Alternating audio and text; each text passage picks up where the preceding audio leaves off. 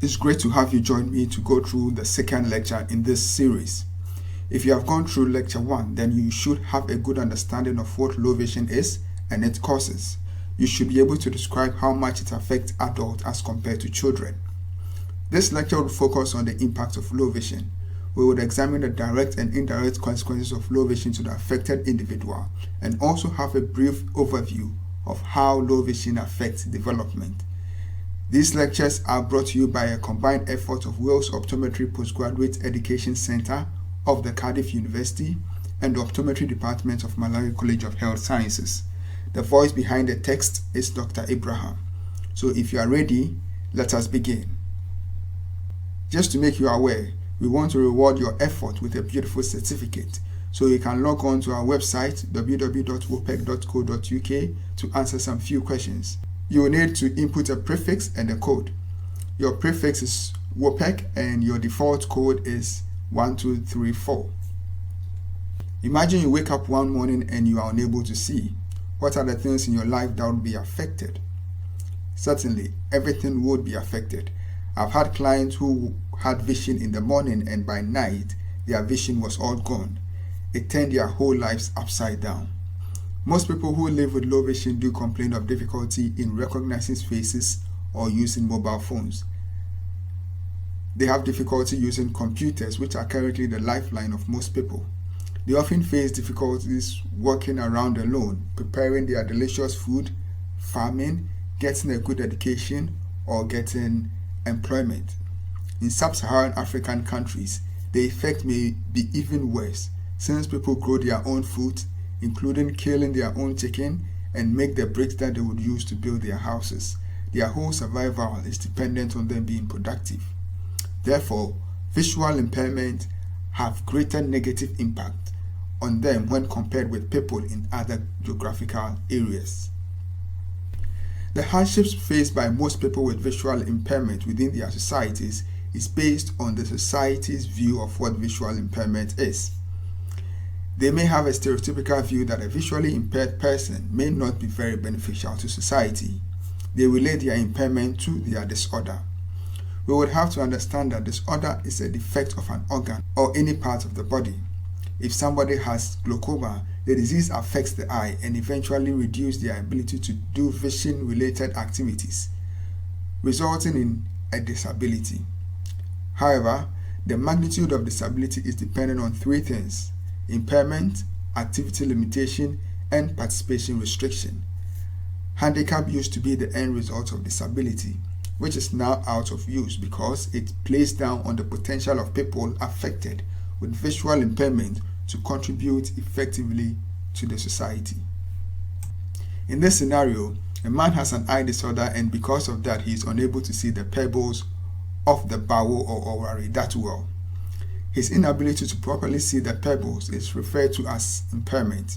If due to the impairment he cannot play the game, then we refer to that as activity limitation. People with the same disorder may have different impairment. Some who may also have had the same impairment he is having may probably be able to play this game without a lot of trouble and therefore does not face an activity limitation for this game, but may not be able to do other things. The worst happens when no one wants to play the game with him and he is now excluded from enjoying one of his favorite activities. That is termed participation restriction. If this happens, it has a negative effect on the life of the individual. That is all sad and gloomy. But let's see if we can flip the coin a little. If one of his friends gets a good idea and gets a bigger size bowl and paints the inner holes white and the edges black with very bright colored pebbles, then it is possible the man may be able to see the bowl and could play. If that happens, even though it's the same level of disorder and impairment, but because there is no activity limitation and participation restriction, he may not feel the burden of the visual impairment as much as he would have in the first scenario. Low vision also has an effect on the socioeconomic status of an individual or a group of persons. We have here a young couple who give birth to a child with severe visual impairment. These two would be the talk of town. They shall be seen as punishment from the spiritual world for something their parent did or their forefathers did. This brings a level of guilt and shame, since sometimes they may also believe that they could have done something to prevent the situation. The father will eventually go to work and would have to make sure he provides for the family, whilst the mother lives at home to take care of the child. The father is financially strained. There is increased cost of care of the child, since they may still be looking for a cure. There will be limited opportunities when it comes to educating this child. If he manages to get some education, he has very low chances of getting any employment. If the parents are unable to give him any formal education or provide him with the needed skills that will make him employable, he becomes totally dependent on society. In the case where he got some formal education, because there are poor or no welfare systems, he ends up also becoming very dependent on society. Children born to visually impaired parents stand a higher chance of not getting good formal education due to the limited sources of income that is available to their parent. The children may not be able to gain skills that will make them employable. They will then potentially be sucked up into the rotating cycle of poverty. These children stand a higher chance of getting visually impaired if they have eye conditions, since their parents will not be able to afford the appropriate health care for them. With all this happening to the individual, it is bound to affect him or her psychologically. There has been a direct link established between low vision and mental health. Mental health is a state of well-being in which every individual realizes his or her potential, cope with the stresses of life, and work productively and fruitfully to be able to make contribution to his or her community. It is evident that people with visual impairment may not be able to harness their full potential, since they face a lot of societal prejudices leading to activity limitations and participation restrictions. Low vision doubles one's chances of getting depression, and if there is depression, the access to eye care services will become a huge problem. Low vision assessment requires people who are very motivated. Therefore, it is advised that if a practitioner suspects a client to have any depressive symptoms, which may include sadness, feeling anxious, or being suicidal, then they must refer the client to a general practitioner for management. Finally, we will look at how low vision impacts on development. These sections bring to fore the maxim that we must develop as a whole and not as a part. No one must be left out, and this is why the Sustainable Development Goals, or the Global Goals, are a call to all member countries of the UN to help end poverty, inequality, and make the world a better place by the year 2030. Can SDG 1 and 2 be achieved if people who are visually impaired are not raised above the poverty line, since they are entrapped in this vicious cycle of poverty and are more affected by famine and hunger? Aiming for good health and well-being for all in Goal 3 cannot exclude people living with visual impairment, since they would have increased risk of having mental health problems. And as stated earlier, most people with low vision are old and therefore have other age-related conditions as well.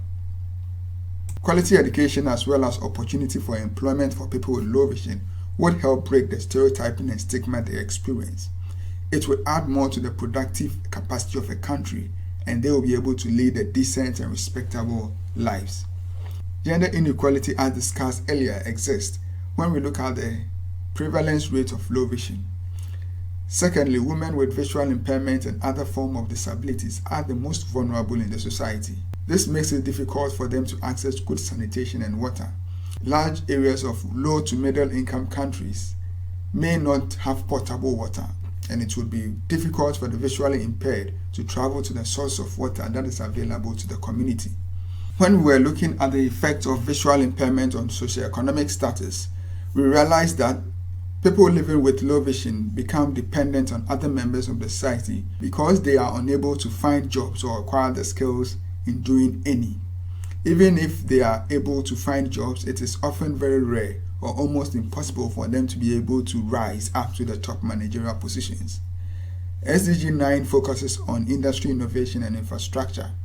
For so many years, the benefit society would have gained from the numerous ideas and talents from people with sight impairment has been very minimal. If the world was built and designed by them, it would be a different place. But since the world is constructed by those who are seeing, they would have to do a lot more to fit in. Therefore, this goal can only be achieved if the people with visual impairment are able to significantly contribute to industrial innovation and infrastructure to make them feel at home anywhere on this planet. Every single SDG discussed has brought to the fore the glaring inequalities that are faced by people with low vision.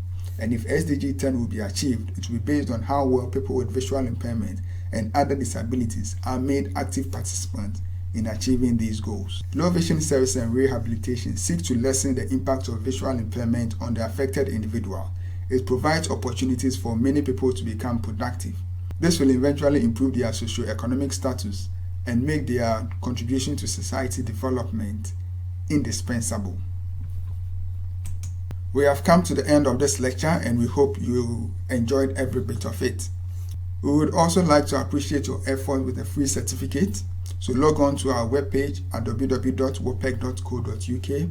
The link provided will take you straight to the registration page. Your prefix would be WOPEC and your code would be 1234. I wish to acknowledge the great contribution made by Dr. Barbara Ryan, who is the director of WOPEC, and Mr. Mara Karas, who is a low vision module leader. Till we meet again in the next lecture, it is bye for now.